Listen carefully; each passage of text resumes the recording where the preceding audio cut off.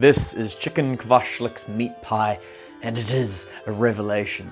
This is the third video in my pie series, and so far it is the best. Here's how it's done, and in the process I'll try my best to sell it to you, although I shouldn't really need it. Now, Kvasšliks is a simple concept. It's meat with onions and salt, but hang on, I'm just describing Šašliks. But there we deviate wildly with kvass added to the marinade, and quite a bit of it. The kvass I'm using is a dark and slightly sweet kvass from Tervetes.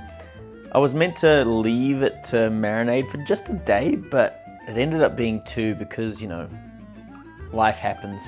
And in this case, life was needing to cook some duck breast. Anyway, in the meantime, I'm refining this whole dough business, the shortcrust in particular. The last one was way too crumbly, and despite being a New Zealander, I haven't actually mastered all of the ins and outs of that crucial bottom crust. So this time I'm doing it in a butter to flour ratio of about 1:2. 120 grams of butter and about 250 grams of plain flour. And I crumbled that together quite roughly, and then added an egg to really ensure that the body was strong. And then added whatever water was needed to bring it together, which ended up being a splash or 2. You can always add more flour at this point if it's too wet, but just be careful not to overwork it. You've got to make your decisions fairly promptly. Anyway, I brought it all together and then put it in the fridge and left it for 2 days because, as I said before, life gets in the way, but the dough really relaxed over that time. Now, the kvass should have been doing a number on the chicken, at least in flavour, but I don't think it actually would have done much to break it down. And the onions aren't soft, or they're not as soft as I'd usually like, or as they'd usually get with salting, but they were soft enough. So I made my Šašliks and Kvasšliks, and went and got the fire ready.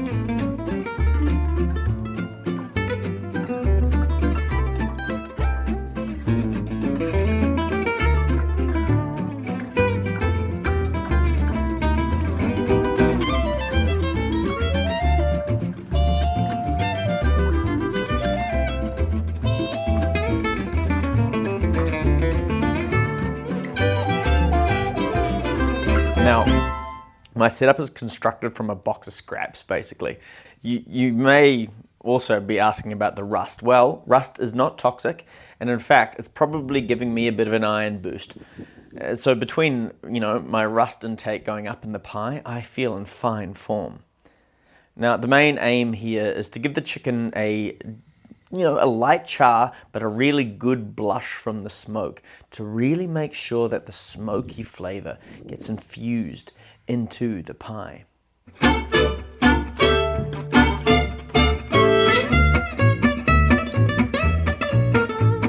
Now, once that's done, we're doing things a little bit different. A little more advanced. We take some good butter, melt it down, and add flour. And we're making a roux, but we're going to caramelize it while toasting mustard seeds and I think fennel seeds and some ground bay leaves.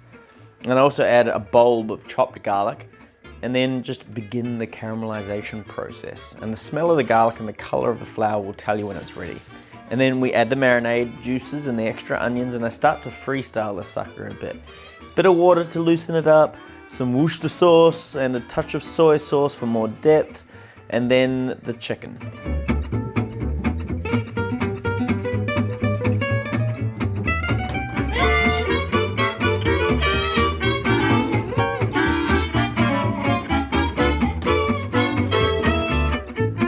And also a slurry of corn flour and water. It gives it that sort of silky texture. So it brings it to a state where it's not quite jelly, but it isn't quite liquid either. It's a good, thick, slow-moving gravy, like lava. And then you just let it cool, and it'll go firm, but it will soften up in the oven when you bake it. Now you roll out the short crust pastry to about 3 millimeters thick, or thin, however you think of it, and then place it gently into the pie tins. Do not stretch it. It's short crust. It's already compromised.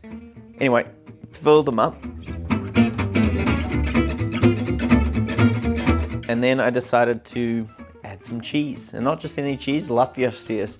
The stuff stinks really bad. It smells a bit like athlete's foot, a particularly briny case of athlete's foot, but it is delicious. So that's going in, and of course it goes in with some dill. And I added the flaky puff pastry that I forgot to defrost on top. And I'm sort of realizing that the pie dish is terrible. There's no way to actually press the edges down with a fork. So these are definitely going to, have a blowout.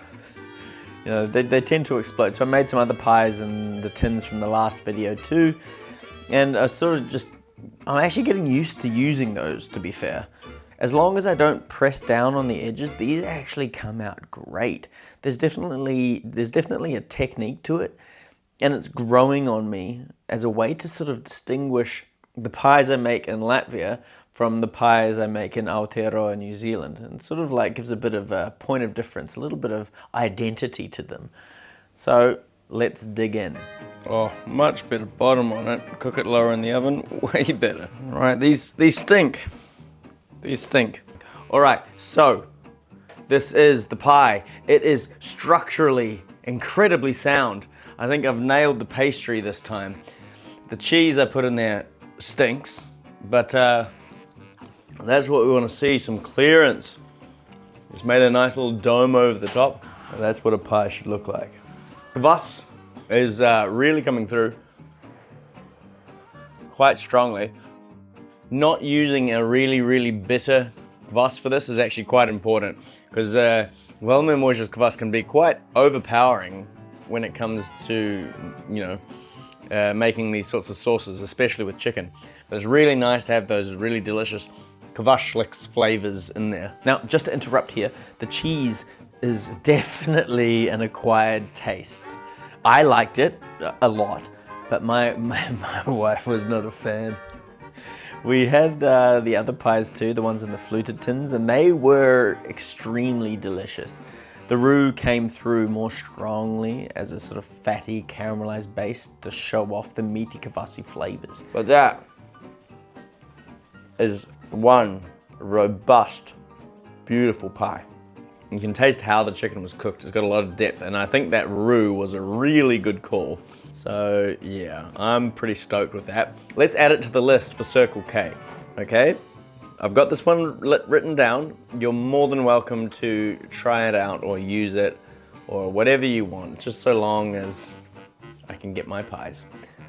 All right. Hey, New Zealand also. This is actually worth a go.